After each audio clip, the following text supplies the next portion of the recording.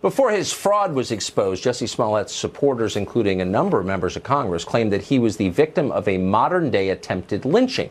Smollett's hoax fell apart in the end, but only barely, partly because he was completely incompetent. He paid by check, for example. But if he hadn't been incompetent, he would still be considered a victim. He would be a hero because victimhood is power.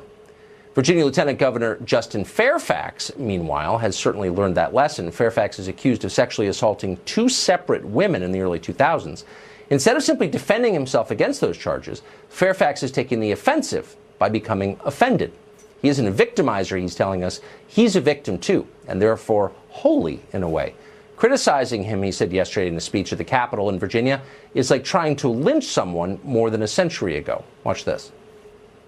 I've heard much about anti-lynching on the floor of this very Senate, where people were not given any due process whatsoever. Yet we stand here in a rush to judgment with nothing but accusations and no facts. And we decide that we are willing to do the same thing. It's really a lot like lynching. Now, under normal circumstances, anyone who said something like that would be laughed off the stage, but this is 2019, and the cult of victimhood is at its peak, and so it might actually work. The same feminist groups and politicians that hounded Brett Kavanaugh for weeks have barely said anything about Fairfax at all. Now that he's compared them to a lynch mob, they won't say anything. You watch.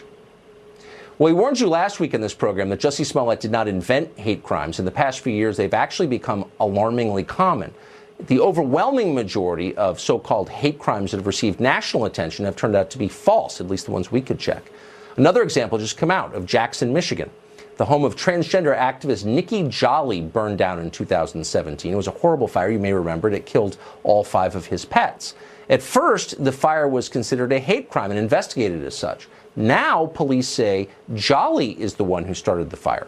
According to his friends, he was upset that a recent gay rights parade hadn't sparked protests. Jackson, Michigan, it turned out, is not a very hateful place, so hatred had to be created. Seeing a theme here? Yes, you are. So is Bradley Campbell. He's a sociologist and author of the book, The Rise of Victimhood Culture. He joins us tonight. Mr. Campbell, thanks very much for coming on. Thanks for having me. Are you surprised by this? It seems like our society has created a pretty strong incentive to create fake hate crimes. I'm not surprised by it. I've been interested in hate crime hoaxes for a long time now, and I've been following them. And it's not that, of course, hate crimes are more common than hate crime hoaxes, and they're a problem. But it is interesting that so many of the cases that do get a lot of public attention and media attention do turn out to be hoaxes. And I first started seeing these things mainly on college campuses. And now with the Jussie Smollett case, if that turns out to be as police are alleging, this will be the most famous hate crime hoax, and obviously not on a college campus. So it seems that some of the cultural things that are enabling hate crime hoaxes, enabling their success, might be spreading from college campuses to other areas of society. And I don't think it's that surprising. People lie about all kinds of things. There are all kinds of hoaxes and con artist scams and things like that. People will lie when it benefits them to do so, or at least some people will, not most people, but some people will lie when there's a benefit to it and when the lie will be believed.